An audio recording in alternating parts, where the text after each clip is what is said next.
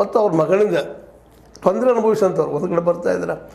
ಪ್ರತಾಪ್ ಸಿಂಹ ಆಗಿರ್ಬೋದು, ಇವರಾಗಿರ್ಬೋದು, ಅದ್ರ ಜೊತೆಗೆ ನಮ್ಮ ಅರವಿಂದ್ ಲಿಂಬಾಳಿಂದವ್ರು ಆಗಿರ್ಬೋದು, ಅದನ್ನು ಬಿಟ್ಟು ಇನ್ನೂ ಕುಮಾರ್ ಬಂಗಾರಪ್ಪನವ್ರಾಗಿರ್ಬೋದು, ಇವರೆಲ್ಲರೂ ಒಂದು ಕಡೆ ಬರ್ತಾಯಿದ್ದಾರೆ.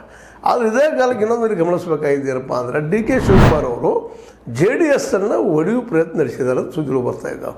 ಹೆಚ್ಚು ಕಡಿಮೆ 12 ಶಾಸಕರು JDSನಿಂದ ಹೊರಗೆ ಬರ್ತಾಯಿದ್ದಾರೆ. ಅದಕ್ಕೆ ಆತಂಕಗೊಂಡಿರುವಂಥ ನಮ್ಮ H. ಡಿ. ಕುಮಾರಸ್ವಾಮಿಗಳು ನಮ್ಮ ರಮೇಶ್ ಜಾರಕಿಹೊಳಿ ಜೊತೆಗೆ ಏನೋ ಮಾತುಕತೆ ನಡೆಸಿದ್ದಾರೆ ಅಂತ ಮಾತುಗಳು ಬರ್ತಾಯಿದ್ದಾವೆ. ಅಂದರೆ ಅವರು ಉಳಿಸ್ಕೊಳ್ಳೋ ಪ್ರಯತ್ನ ಏನೋ ಮಾಡ್ತಾಯಿದ್ದಾರೆ ಅನ್ನುವಂಗೆ. ಅದು ಉಳಿತಾರೋ ಬರ್ತಾರೋ ಗೊತ್ತಿಲ್ಲ. ಬಟ್ ಡಿ ಕೆ ಶಿ ಅವರಿಗೂ ಅಷ್ಟೇ ಇವತ್ತೇನಾಗಿದೆಪ್ಪ ಅಂತಂದ್ರೆ ಏನಾದರೂ ಮಾಡಿ ನಮ್ಮ ಮುಖ್ಯಮಂತ್ರಿ ಆಗಲೇಬೇಕು, 2.5 ವರ್ಷ ಆಯಿತು ಮಾತಾಗಿದೆ, ಅವ್ರು ಬಿಟ್ಟು ಕೊಡಬೇಕು ಅನ್ನೋ ಲೆಕ್ಕಕ್ಕೆ ಬಂದಿರ್ತಾರೆ.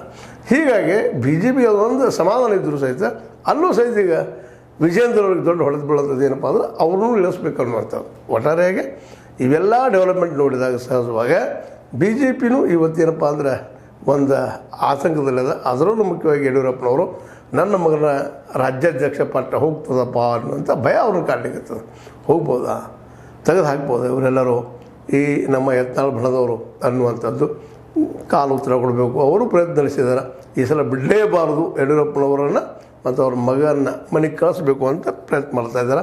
ಅದೇ ಕಾಲಕ್ಕೆ ಯಡಿಯೂರಪ್ಪನವರು ಬೇಕಾದಾಗಲಪ್ಪ ನಾವು ಬಿಡೋ ಹಾಗಿಲ್ಲ, ಈ ಸಲ ರಾಜ್ಯಾಧ್ಯಕ್ಷ ಸ್ಥಾನ ಮತ್ತು ಹೇಗಾದ್ರು ಮಾಡಿ ಗೆಲ್ಲಿಸಿಕೊಂಡು 2022 ತಂದು ನನ್ನ ಮಗನ ಮುಖ್ಯಮಂತ್ರಿ ಮಾಡಬೇಕು ಅನ್ನೋದು ಅವ್ರ ತಲೆಯಲ್ಲೂ ಅದ ಅಂತ ಅನಿಸ್ತದೆ. ನೋಡೋಣ ಇನ್ನೂ ಆಗ್ತದೆ. ಯಾಕಂದ್ರೆ 2022 ನಿಧಾನಕ್ಕೆ ಬರ್ಲಿಕ್ಕತ್ತದ ರೀ. 25 ಇನ್ನೂ 3 ವರ್ಷದ ಅಷ್ಟರೊಳಗೆ ಏನಾಗ್ತದೆ ಆಗಲಿ. ಮತ್ತು ಅಕ್ಟೋಬರ್ಗೆ ನಿಜವಾಗಿಯೂ ಇವರಿಬ್ಬರೊಳಗೆ ತಿಕ್ಕಾಟ ಐತಪ್ಪ ಅಂದ್ರೆ DK ಶಿ ಮತ್ತು ನಮ್ಮ ಸಿದ್ದರಾಮಯ್ಯರಿಗೆ ಆಗೇನು ಬೇಕಾದಾಗ್ಬೋದು ಅಂತ ಹೇಳ್ತಾ, ಒಟ್ಟಾರೆಯಾಗಿ ನಮ್ಮ ವಿಜೇಂದ್ರ ಅವರ ಅಧ್ಯಕ್ಷಗಿರಿ ಯಡಿಯೂರಪ್ಪ ದೃಷ್ಟಿಯಲ್ಲಿ ಫಿಕ್ಸ್ ಆದರೆ ಯತ್ನಾಳ್ ದೃಷ್ಟಿಯಲ್ಲಿ ಅಲ್ಲಾಡ್ತಾ ಇದೆ. ಏನಾಗ್ಬೋದು ನೀವು ವಿಚಾರ ಮಾಡ್ರಿ ಅಂತ ಹೇಳ್ತಾ, ಇದು ನಿಮ್ಗೆ ಲೈಕ್ ಆಗಿರ್ಬೋದು. ಲೈಕ್ ಮಾಡಿ, ಶೇರ್ ಮಾಡಿರಿ, ಕಮೆಂಟ್ ಮಾಡಿರಿ. ಅದೇ ರೀತಿಯಾಗಿ ಕಾಮೆಂಟ್ ಮಾಡೋ ಜೊತೆ ಸಬ್ಸ್ಕ್ರೈಬ್ ಆಗೋದು ನಿಲ್ಸಲಿಕ್ಕೆ ಹೋಗ್ಬೇಡ್ರಿ. H16 ನ್ಯೂಸ್ ಅರ್ಥಾತ್ ಹೇ ಸೀತಾರಾಮ್ ಇದು ಸತ್ಯದ ಕೈಗೊಂಡು ವಂದನೆಗಳು.